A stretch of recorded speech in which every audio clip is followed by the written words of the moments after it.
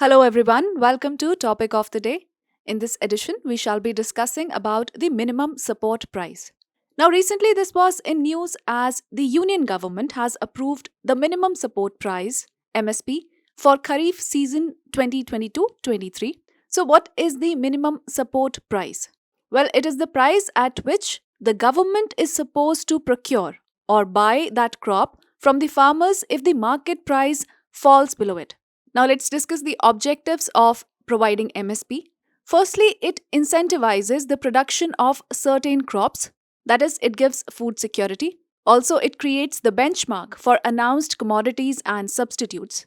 And thirdly, there is a minimum remuneration to farmers that is equivalent or greater than recovery of cost of cultivation.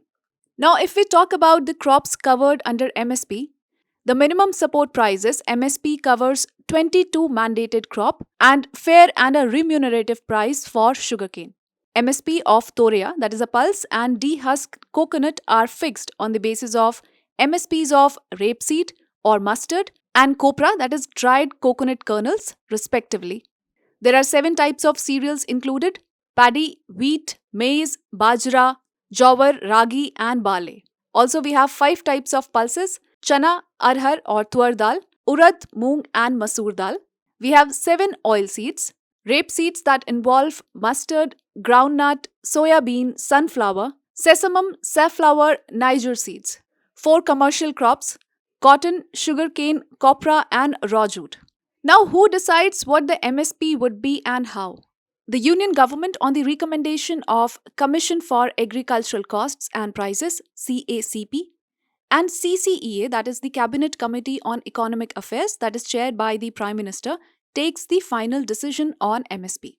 Now, if we talk about 3 kinds of production cost, first of all, the CAPC, that is the Commission for Agricultural Cost and Prices, projects 3 kinds of production cost for every crop, both at the state and all India average level. There is A2 that covers all paid out cost directly incurred by the farmer in cash and kind on seeds, fertilizers, pesticides, hired laborers, leased in hand, fuel, irrigation, etc. We have A2 plus FL category that includes A2 plus an imputed value of unpaid family labor. We have C2. Now it is a more comprehensive cost that factors in rentals and interest foregone on owned land and fixed capital assets on top of A2 plus FL. Also, the CACP considers both A2 plus FL and C2 cost while recommending MSP. Now, if we talk about the significance of MSP, first of all, it provides better price for their crops. That is, increase in MSP gives equal to or a better price to the farmers. Further, it helps in increasing crop diversification and protection from fluctuation in the prices. Now, the MSP also provides differential remuneration and protection to the farmers. It mends the demand-supply imbalance and focuses on nutrient-rich crops and catering needs as per the nation's demand. Now, let us discuss the challenges associated with MSP. First of all, sometimes we have seen protest by the farmers. For example, recent agitation demanding legislation to guarantee the MSP.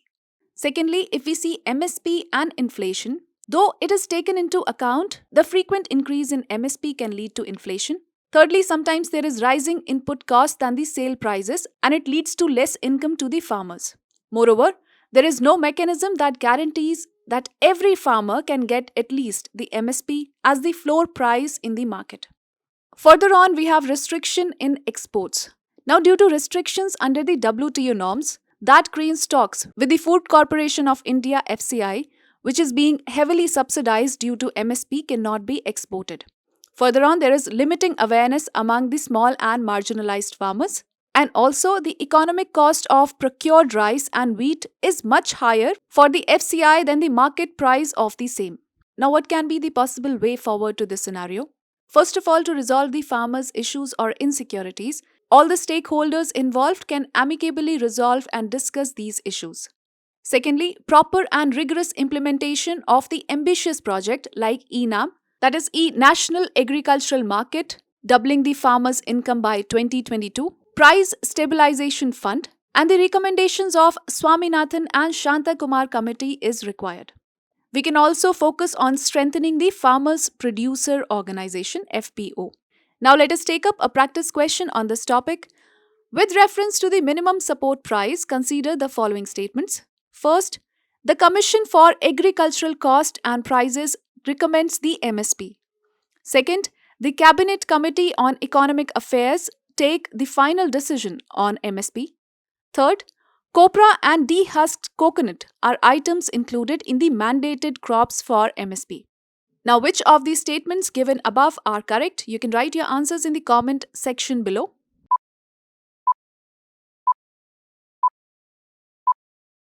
So, as we have already discussed, all the three statements are correct. Therefore, the correct answer is D. That is, the Commission for Agricultural Cost and Prices recommends the MSP. Also, the CCEA, that is Cabinet Committee on Economic Affairs, take the final decision on MSP. And the third one, copra and dehusked coconut are also included in the mandated crops for MSP. Therefore, the correct answer is option D. So, with this, we call it a wrap of today's edition of Topic of the Day. For regular updates, you can follow us on our social media handles. And for more such videos, do stay tuned to the next IAS YouTube channel.